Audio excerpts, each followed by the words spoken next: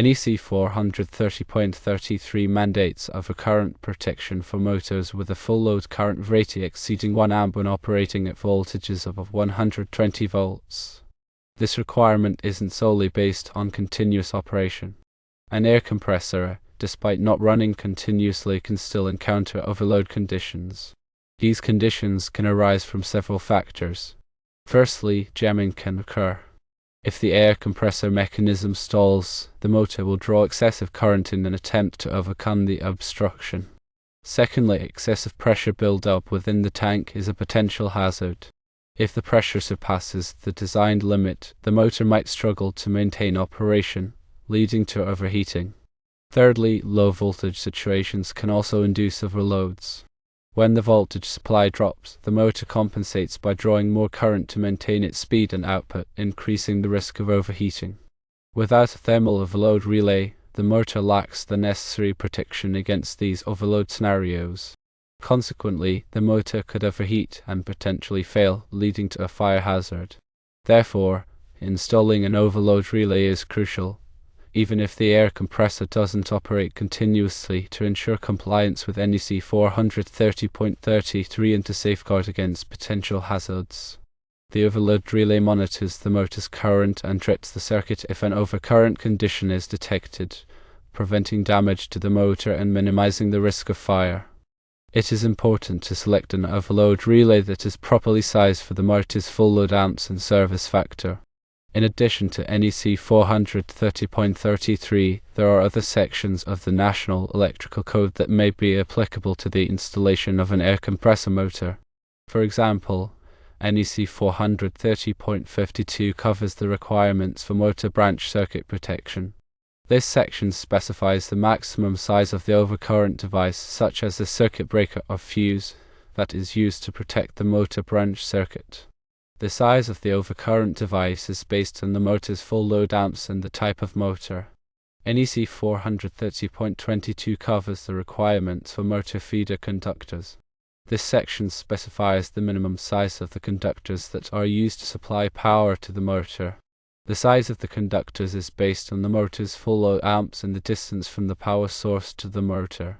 It is important to consult the National Electrical Code and other applicable codes and standards to ensure that the installation of an air compressor motor is safe and compliant. In addition to the NEC requirements, it is also important to follow the manufacturer's instructions for the air compressor and the motor. The manufacturer's instructions will provide specific information about the installation, operation, and maintenance of the equipment. It is important to read and understand the manufacturer's instructions before installing or operating the air compressor.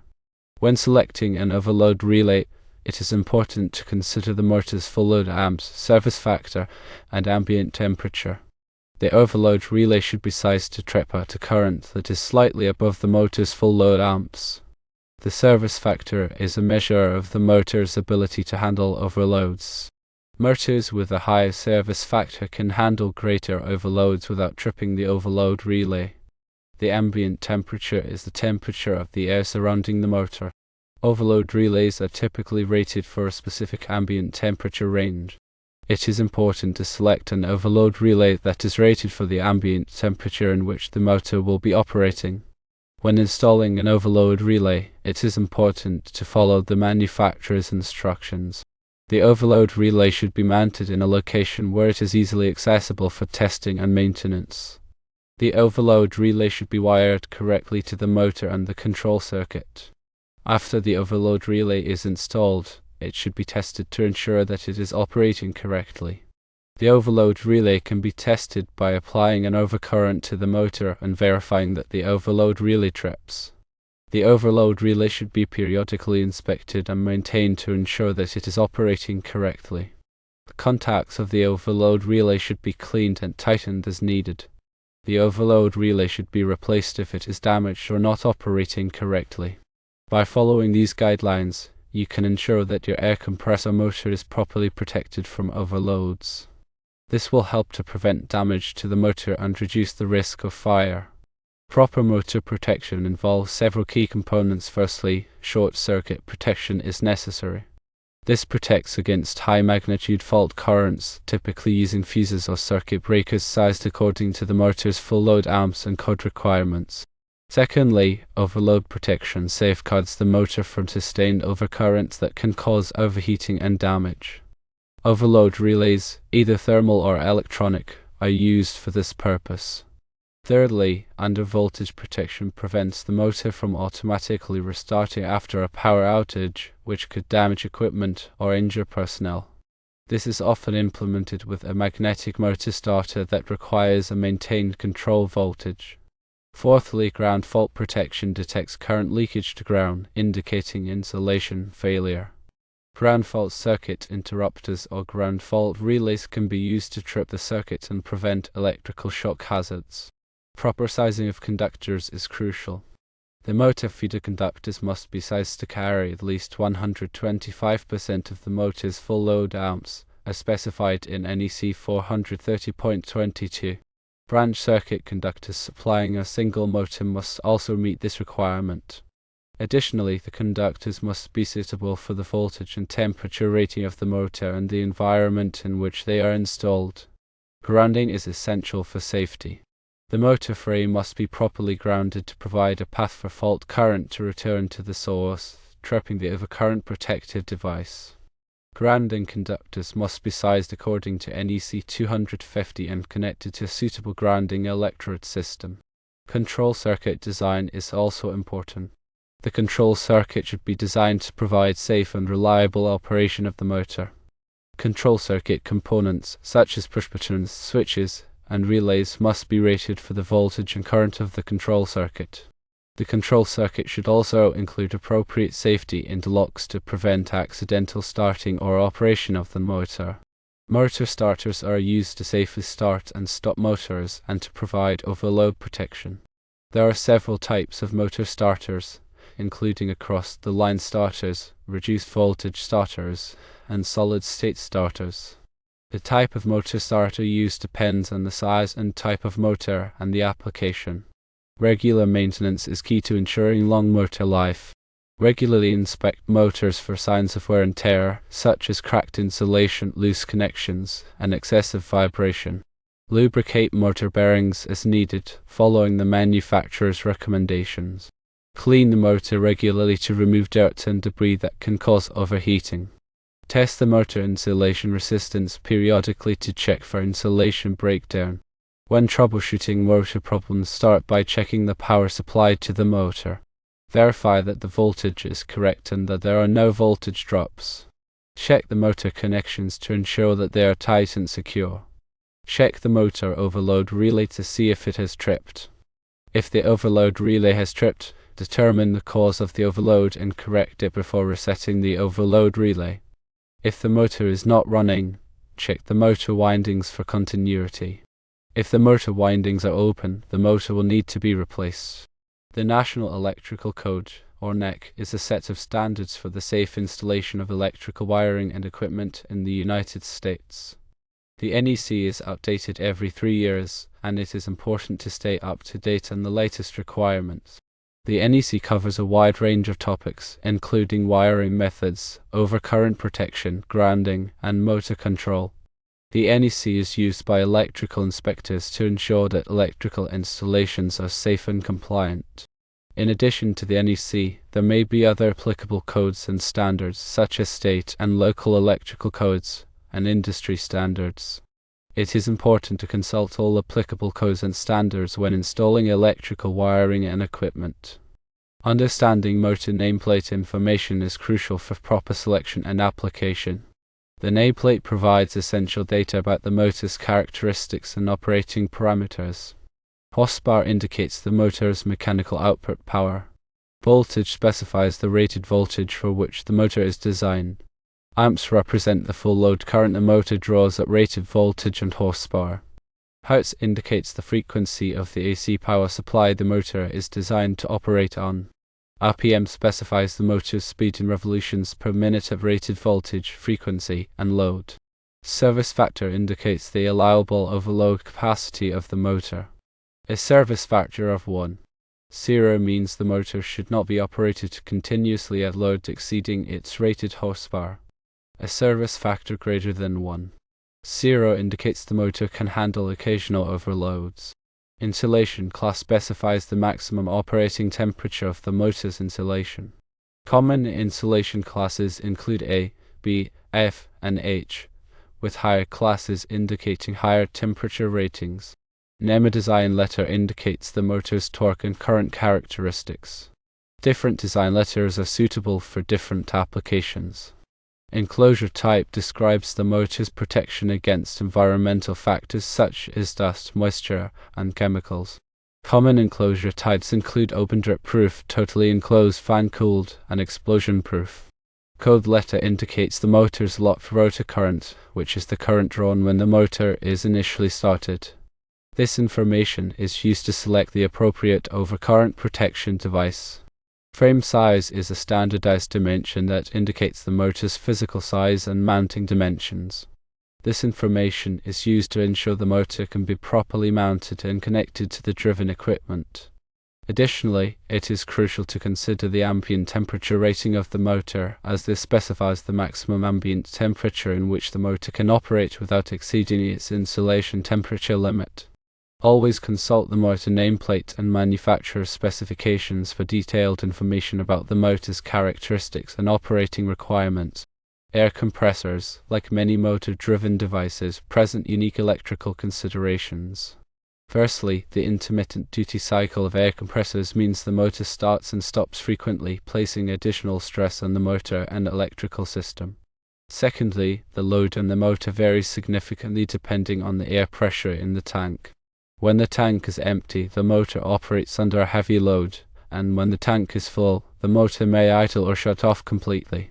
Thirdly, air compressors are often located in dusty or dirty environments, which can affect the motor's cooling and performance. Fourthly, some air compressors use magnetic starters to provide overload protection and automatic restart capabilities. Finally, portable air compressors may be connected to different voltage sources, requiring careful attention to wiring and grounding. When selecting the electrical components for an air compressor, it is important to consider these unique characteristics. For example, the motor should be sized to handle the intermittent duty cycle and varying load. The overload protection device should be selected to trip quickly in the event of an overload. The wiring and connections should be protected from dust and dirt. And the grounding system should be properly installed to prevent electrical shock hazards. Regular inspection and maintenance of the electrical system are essential for ensuring the safe and reliable operation of the air compressor. Check the wiring and connections for signs of wear and tear. Clean the motor and electrical components regularly. Test the overload protection device to ensure it is operating correctly, and inspect the grounding system to ensure it is properly installed. By following these guidelines, you can help prevent electrical problems and extend the life of your air compressor. Proper electrical safety practices are paramount when working with any electrical equipment, including air compressors. Always disconnect the power supply before performing any maintenance or repairs. Use properly insulated tools and equipment. Wear appropriate personal protective equipment, such as safety glasses and gloves. Never work on electrical equipment when you are wet or standing in water. Follow all applicable electrical codes and standards. If you are not qualified to perform electrical work, hire a licensed electrician. Motor control circuits are used to control the operation of electric motors. They typically consist of a combination of switches, relays, contactors, and other control devices. Motor control circuits can be used to start, stop, reverse, and protect motors. They can also be used to control the speed and torque of motors. There are many different types of motor control circuits, each designed for a specific application. Some common types of motor control circuits include across-the-line starters, reduced voltage starters, and variable frequency drives. Across-the-line starters are the simplest type of motor starter. They connect the motor directly to the power supply. Across-the-line starters are typically used for small motors that do not require reduced voltage starting. Reduced voltage starters are used to reduce the voltage applied to the motor during starting. This reduces the starting current and torque. Reduced voltage starters are typically used for larger motors that would draw excessive current if started across the line. Variable frequency drives, or VFDs, are used to control the speed and torque of motors. VFDs convert the AC power supply to a variable frequency AC power supply. The motor speed is proportional to the frequency of the AC power supply. VFDs are typically used in applications where precise speed control is required. Overload relays are used to protect motors from overloads.